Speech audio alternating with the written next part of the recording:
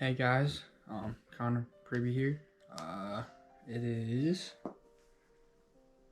Wednesday, June 2nd. Probably won't be out on this day. So where was I June 9th, 2020? I was headed back from football. We were do our summer weights program stuff. So we had weights. I don't think we practiced. I don't know. We were coming back from football anyways. Wasn't able to drive by myself then, so I was riding with my friend and his dad. He got these new sunglasses and he wanted to show me. Well, his dad forgot to get them because he was on a business call and just forgot. So he's like, "Oh, well, I'll take you back." And he was like, "No, you don't have to take me back. It's okay. I'll show me another time." I was, "No, I forgot to do it, so I want to take you back so you can do it." Yeah, and so we went back to their house. Got him, showed me. We were headed back to my house. I think we were almost there, and I was in the back seat, and I was behind the passenger seat, so I could see like the driver's seat and everything. So we came to a stop sign, and he looked at his phone because he got a text. He has Bluetooth in the car, so get the notification thing, and it was from his wife, and it was a screenshot of a news article. And it was about Springfield cop, or shots fired. Springfield cop ran over. I think at that time they weren't for sure if a Springfield cop was shot or ran over or what, but it was just a Springfield cop. And so I saw it, and he looked back at me, and he saw that I saw it, and I was on my phone just looking at Live 360, trying to see, what I saw or what I read. And so he's like, "Did you see that?" I'm like, "Yeah, I saw it." He's like, "Okay, have you tried getting in touch with your dad?" I'm like, "No, I just figured he was, helping, so I wasn't gonna call." He's like, "Well, go ahead and call him." So I call him, let it ring. It goes to voicemail, no call. So then I kind of start like, well, crap, oh, maybe it's him. No, he's probably just there helping, and so he's not able to answer his phone, when something happens. They're all there, they're busy, they can't answer their phones, so, it's in the back of my mind that it's him, but it's not like a big thought. Kind of like, oh, okay, I'll talk to him here shortly, see what happened. So we get home, and I think he called some people on the way home, trying to figure out who, what happened, and stuff like that. And so, we ended up getting behind my mom. She was at work.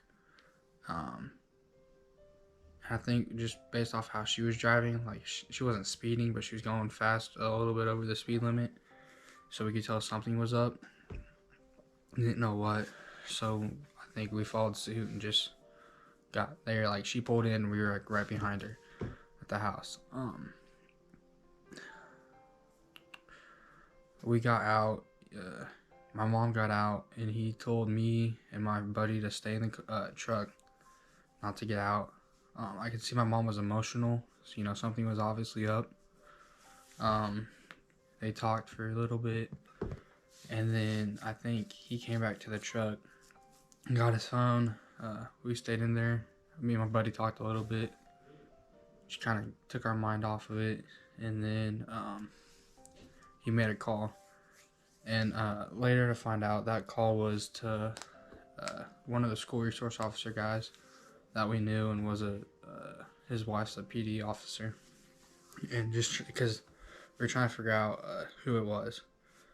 And later to find out my mom got a whole bunch of texts and stuff because people found out it was my dad.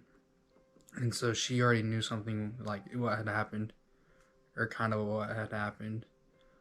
For the first little bit, we thought he was shot because they said shots fired, officer down. So we weren't for sure on everything.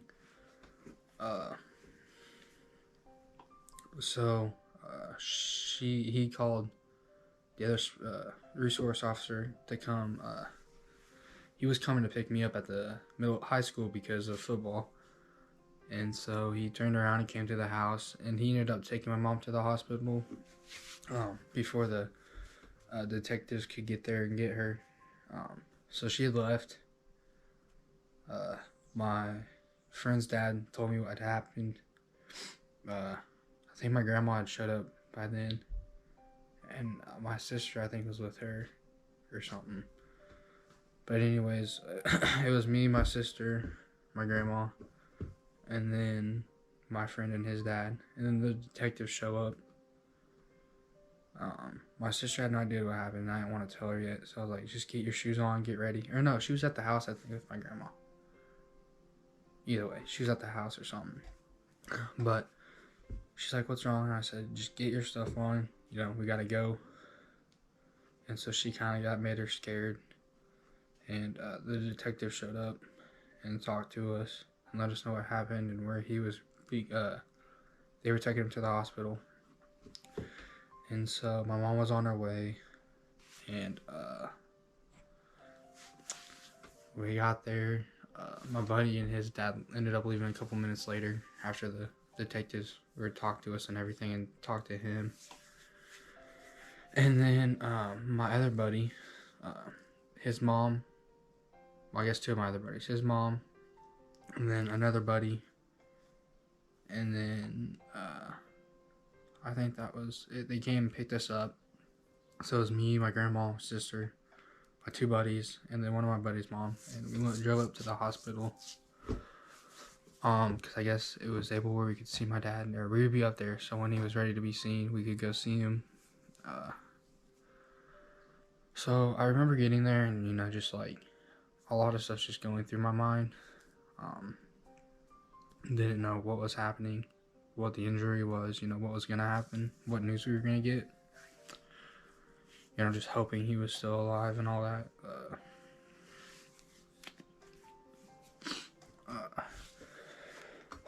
So we got to the hospital and got up to the floor he was on, and they put us in this room.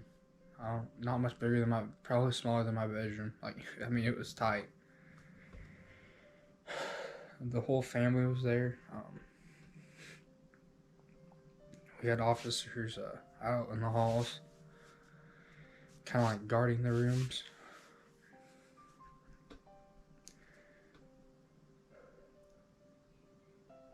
I remember my mom. She sat down.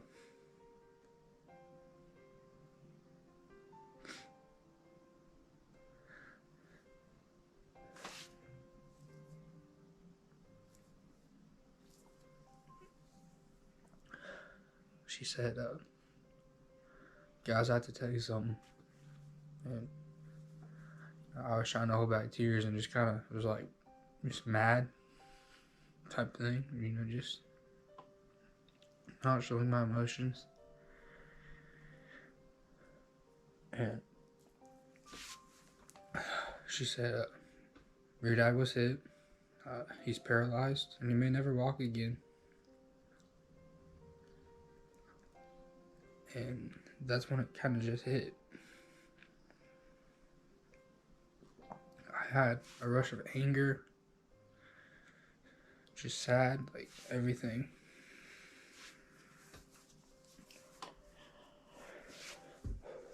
And I just remember looking down at the ground the whole time. You know, hearing my cousin cry after my mom said that, and just everybody kind of just lost it.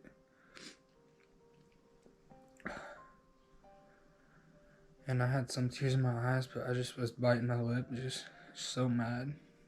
You know, I had my fist, just hands in a fist, and just wanted to beat the crap out of the dude that did that.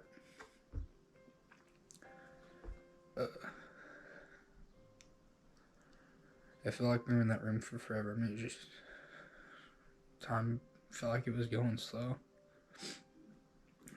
We finally got to go back and see my dad. My sister didn't want to, which we all understood, and, you know, didn't want to pressure her to. So it's just me and my mom.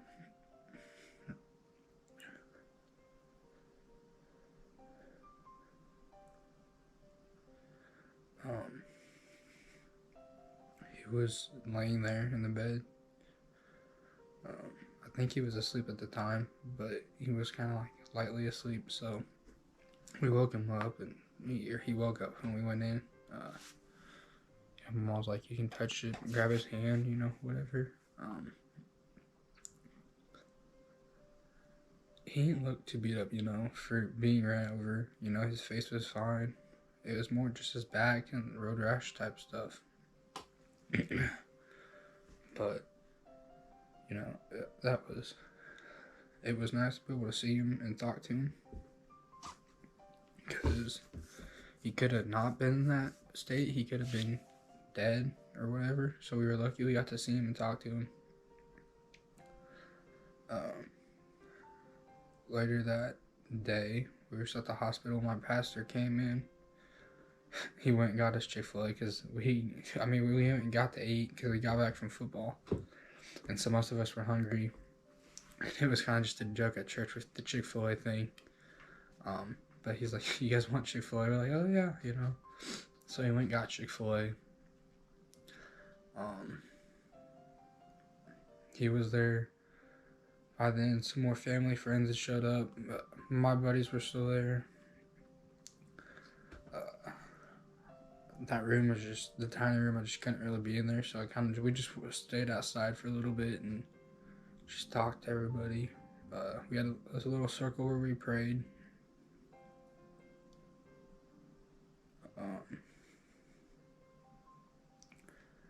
Then I think that day I went home with my buddies and we stayed the night and kind of just not stayed, but we hung out that night and stayed at my buddy's house and just kind of try to have fun and keep my mind off stuff. And so,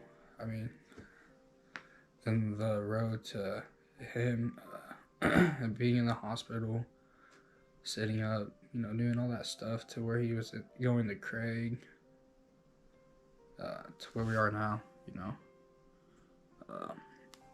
it's all happened. So that's just kind of like what I remember from that day. So I just want to say thank you to everybody that's done stuff for us, prayed for us, donated. Anything and everything. Thank you guys. It means a lot. So yeah, thank you guys.